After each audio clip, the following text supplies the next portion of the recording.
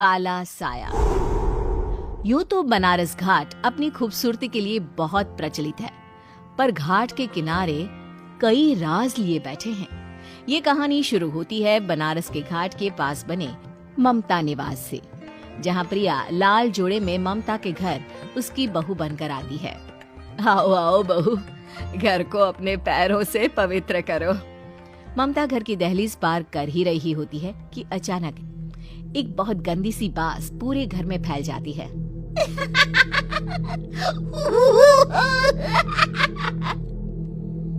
ये बदबू और ये आवाजें, ये कौन हंस रहा है माँ? अब ये पड़ोसी ना हमारे थोड़े अलग से है। कहाँ हम शाकाहारी और ये मांस मच्छी खाने वाले।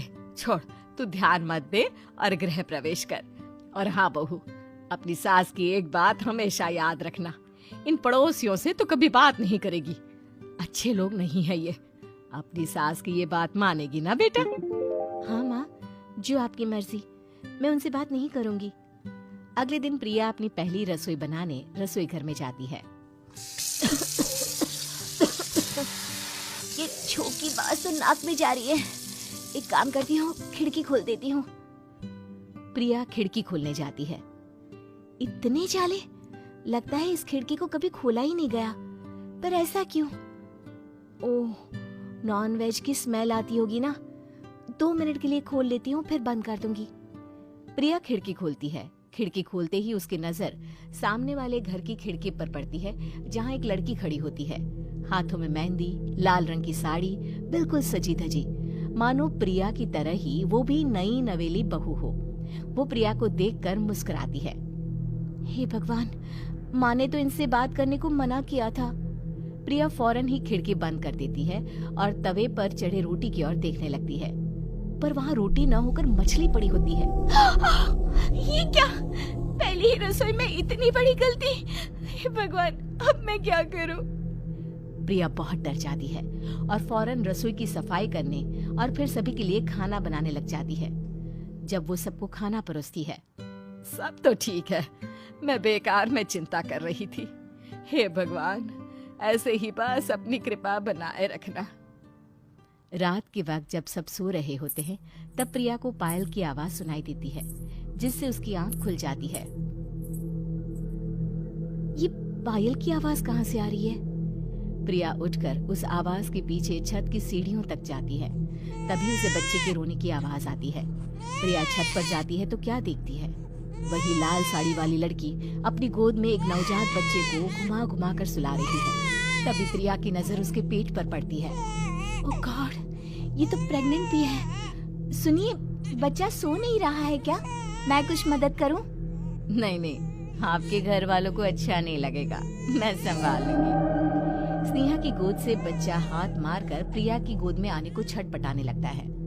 दोनों घर अगल बगल में बने होने के कारण प्रिया उस बच्चे को गोद में ले लेती है। प्रिया के पास आते ही वो सो जाता है। बच्चे का वो स्पर्श रात भर प्रिया भूल नहीं पाती और अगली सुबह वो छत पर कपड़े सुखा रही होती है। तभी उसे एक औरत इशारा करके बुलाती है। स्नेहा कह रही थी बाबू तुम्हारी गोद में आते ही सो गया। मैं गौरी, स्नेहा की माँ हूँ। बहू, घर आना, बाबू को खिला भी लेना। शाम को जब घर पर कोई नहीं रहता, बच्चे से मिलने के लिए प्रिया छिपकर अपनी पड़ोसन के घर चली जाती है और कुछ देर बच्चे को खिलाकर वापस लौट आती है। इसके कुछ दिन बाद ही प्रिया को पता चलता है कि वो माँ बनने वाली है। ममता की खुशी का ठिकाना नहीं रहता।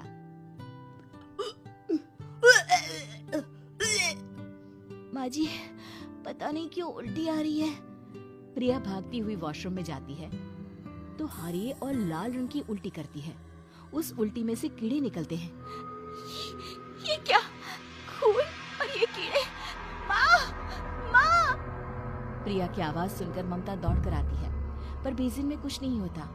प्रिया हक्की बक्की रह जाती है। ये सब क्या हो रहा है? प्रिया घबरा जाती है और अपने कमरे में जाकर सो जाती है। डर के कारण वो इतनी थक जाती है कि उसकी आंख लग जाती है। तब उसे ऐसा लगता है उसके पेट पर मानो कोई बैठा हुआ हो। कौन हो? प्रिया के पेट पर एक 5 महीने की बच्ची बैठी हुई थी, जो बुरी तरह जली हुई थी। माँ, तुम ही मुझे लाई ना अपने पेट में? मैं तुम्हारी माँ नहीं हूँ। कौन हो तुम? माँ, देखो मैं जल गई बुरी तरह से। 6 महीने पेट में रहने को भी मुझे नहीं मिला। सहला दो ना माँ। बचाओ, बचाओ, माँ। ममता दौड़कर कमरे में आती है। प्रिया की बातें सुनकर वो सब समझ जाती है। तू कहीं बगल वाले घर में तो नहीं जाकर आई ना बहू? मुझे माफ कर दो, मैं गई थी माँ। उस घर में सब मरे हुए हैं बहू। कई साल पहले स्नेहा उस घर में बहू बनकर आई थी। कुछ ही दिन में वो एक बच्चे को जन्म देने वाली थी। पूरा घर बच्चे के आने की खुशी में खोया था कि एक दिन अचानक उस घर में आग लग गई। सब बुरी तरह जलकर मर गए। गौरी आज भी दादी बनने का इंतजार कर रही है और इसीलिए स्नेहा ने अपना अजन्मा बच्चा तुम्हारी कोख में डाल दिया। ममता ये कह रही होती है कि पीछे से उसके पैरों को एक बच्चा पकड़ लेता है। दादी, दादी। माँ, स्नेहा की गोद में यही बच्चा था। ये बच्चा कौन है फिर? तेरी मौत है। तेरी भी दादी। जिस जिसका ममता को डर था वही हो गया। ममता निवास के ऊपर मौत ने चादर बिछा दी थी। प्रिया का पेट ऐसे बढ़ जाता है मानो 9 महीने का हो। 2 हाथ उसके पेट से बाहर निकलते हैं। बहू, संतोष को फोन कर, किसी पंडित जी को बुला बहू। प्रिया का पति भागता हुआ घर आता है।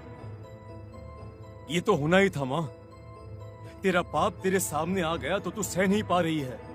स्नेहा घर में आग लगी नहीं थी, माँ ने लगाई थी, प्रॉपर्टी की लालच में। और वो बच्चा मेरी पहली पत्नी का बच्चा है, मेरा बेटा, जो कि उस आग की चपेट का शिकार हो गया था। मैंने तुमसे ये सब माँ के कहने पर छुपाया था। मुझे माफ कर दो प्रिया। तुम अगर चाहो तो यहाँ से जा सकती हो। मैं तुम्हें किसी भी बंधन में रखना नहीं चाहती। मेरी शादी हुई है आपसे, मैं आपको छोड़ नहीं सकती, पर उससे पहले हमें स्नेहा, उसकी माँ और बच्चे की आत्मा की शांति करवानी होगी। संतोष और ममता गौरी के घर जाते हैं। अंदर सब कुछ जला हुआ होता है। जमीन पर जली हुई लाशें बिखरी हुई थी। ममता रो रो कर अपने करने की माफी गौरी से मांगती है। प्रिया स्नेहा के घर वालों का अंतिम संस्कार करवा देती है और ममता निवास फिर से आत्माओं के साए से मुक्त हो जाता है।